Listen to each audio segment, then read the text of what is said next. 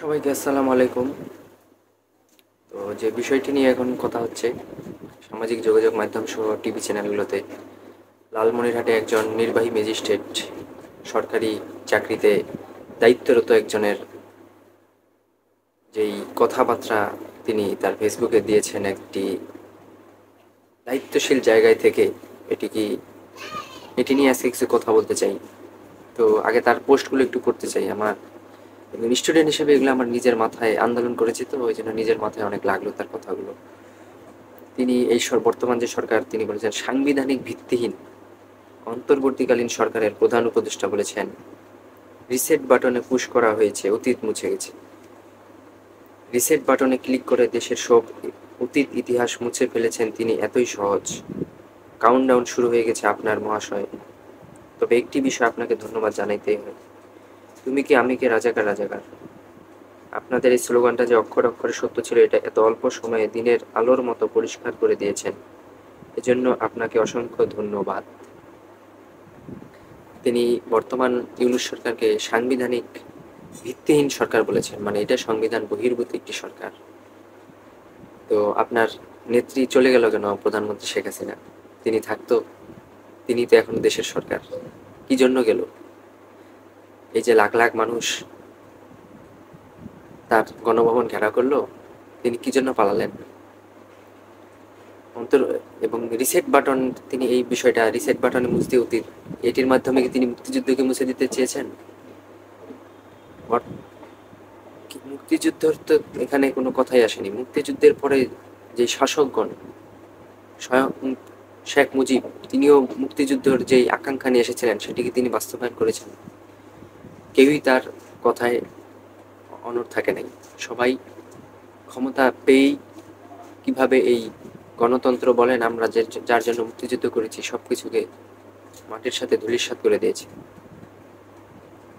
তো যেই আরেকটি তিনি যেই স্ট্যাটাস দিয়েছেন, যেটি আমি আমার আমার তো সব প্রত্যেক আন্দোলনকারী দিলে লাগছে এই বিষয়টা। তো এটি আমি এখন পড়ে শোনাচ্ছি। মানে কত বড় বোকার স্বর্গে আছি এটা শুধু চিন্তা করি। আবু সাইদ, বিশৃঙ্খলা সৃষ্টিকারী, সন্ত্রাসী একটা ছেলে, যে কিনা বিশৃঙ্খলা করতে গিয়ে নিজের দলের লোকের হাতেই মারা পড়লো, সে নাকি শহীদ। মানে নিজের দলের লোকের বিশৃঙ্খলা সৃষ্টিকারী আবু সাইদ, সে নাকি সন্ত্রাসী। মানে এই কথা শুনলে আমি একজন আন্দোলনকারী, যাকে দেখে লক্ষ লক্ষ মানুষ সামান্য একটি লাঠি নিয়ে এভাবে দুই হাত উঁচা করে তাকে পুলিশের গুলিতে হত্যা হতে হয়েছে, এখন নাকি নিজের দল। মানে সেই সময় যে আওয়ামী লীগের লোকগুলি ছড়াইছিল, সেই পুলিশটি যাকে যেগুলি করছে সে নাকি বিএনপি জামাত করতো। এটি আসলে তারা তো সব আগে থেকেই এগুলো দেখে বেড়াইতো। সে নাকি শহীদ, এটাও মানা হবে। আর এই আইন ভঙ্গকারী সন্ত্রাসীর জন্য দেশের অথর্ব অতি প্রগতিশীল সমাজ কেঁদে কেটে বুক ভাসিয়েছে। তখন যাকেই বলার চেষ্টা করেছি পুরো ঘটনা তদন্ত সাপেক্ষ, সেই 10টা কথা শুনিয়ে দিয়েছে। প্রশাসনে থেকে সরকারের দালাল হয়ে গিয়েছি, এ কথা বোঝানোর তো বাকি রাখনি। এই যে একটা সন্ত্রাসীর মৃত্যুকে অজুহাত বানিয়ে কত নিরীহ পুলিশ ভাইয়ের হত্যা করা হলো, এর দায়ভার কি এই অথর্ব সমাজ নেবে? কত পুলিশ ভাই হত্যা হলো, এবং তিনি আবু সাইদকে সন্ত্রাসী বলেছে। মানে এটি কখনোই মেনে নেওয়া যায় না। কোটা আন্দোলন করতে গিয়ে আমরা দেখেছি কোটা আন্দোলনে কিভাবে পুলিশ গুলি করেছে আবু সাইদকে, এবং পুরো বাংলাদেশে তিনি এটি মানতেই নারাজ। তিনি বরঞ্চ পুলিশ যে কয়টি মরেছে, হ্যাঁ অবশ্যই সব সব মৃত্যুরই আমরা দুঃখ প্রকাশ করি, কিন্তু তিনি কি এই 1500 স্টুডেন্ট যে মারা গেল সেটিকে তিনি দেখবেন না? এবং তিনি আরো বলতেছেন, এই যে এই ছেলের জন্য প্রধান উপদেষ্টা তার দলবল নিয়ে চলে আসলেন রংপুর। লালমনিরহাট থেকে এই উপদেষ্টা দলের জন্য আবার পাঠাতে হয়েছে গাড়ি। রংপুরের বাকি 7 জেলা থেকেও গাড়ি পাঠাতে হয়েছে। এই আহাম্মক ভ্রমণের জন্য এত গাড়ি বাড়ি পুরো বিভাগ থেকে যে গেল, তার তেল খরচ কে দিয়েছে? হায় রে, কত অথর্ব ম্যাজিস্ট্রেট! বলে না, ডিএনএ টেস্ট করে করে প্রত্যেকটি স্তরে শেখ হাসিনা তার নিজের লোক বসিয়েছে, এটি হচ্ছে তার প্রমাণ। কি বলবো, মানে উনি উনি এই যেই জুলাই আগস্ট হত্যাকাণ্ডের মেসাকার হয়ে গেল, সেটিকে তিনি বলতেছেন কি, যে এটি কিছুই হয়নি, এখানে কোনো গণহত্যাই হয়নি, বরং পুলিশ মরছে তিনি এটাতে দুঃখ প্রকাশ করেছেন। কিন্তু এত এত স্টুডেন্ট মারা গেল, আহত হইল, তিনি এটি দেখতে পেন না। মুক্তিযুদ্ধের সপক্ষের শক্তির লোক তিনি। তো তার সেই দলটি 15-16 বছর ক্ষমতায় ছিল, আগেও ছিল, তারা কতটুকু মুক্তিযুদ্ধ বাস্তবায়ন করেছে বাংলাদেশ। আর্মিদেরকে মেরেছে, ভোট ব্যবস্থা উঠিয়ে দিয়েছে, তারা সেই দায়িত্বে থেকে ভোট চুরি করেছে। সেই নির্বাহী ম্যাজিস্ট্রেট তাপাসী তাবাসসুম উর্মি, আয়নাঘরে লোকজন ছিল, মানুষের মত প্রকাশের স্বাধীনতা ছিল। তখন 15 বছর তিনি কই ছিলেন? আর এখন গায়ে লাগতেছে। এখন তিনি বলতেছেন মুক্তিযুদ্ধের বিপক্ষের শক্তি সরকারকে বর্তমান বলছেন। তার যেই সরকার ছিল তার কি মুক্তিযুদ্ধের পক্ষের শক্তি? মানে ওই যে দোসর, তাদের যে একটা উদ্দেশ্য আছে। এখন মনে হলো ওই যে 2 দিন আগে শেখ হাসিনা একটি কল রেকর্ড ফাঁস হয়েছে যে আরেকবার আসবে, তারপরে শিক্ষা দিবে। তিনি বোধহয় সেটি শুনেই উদ্বুদ্ধ হয়েছেন যে কাউন্টডাউন শুরু হয়ে গেছে ডক্টর মোহাম্মদ ইউনূসের।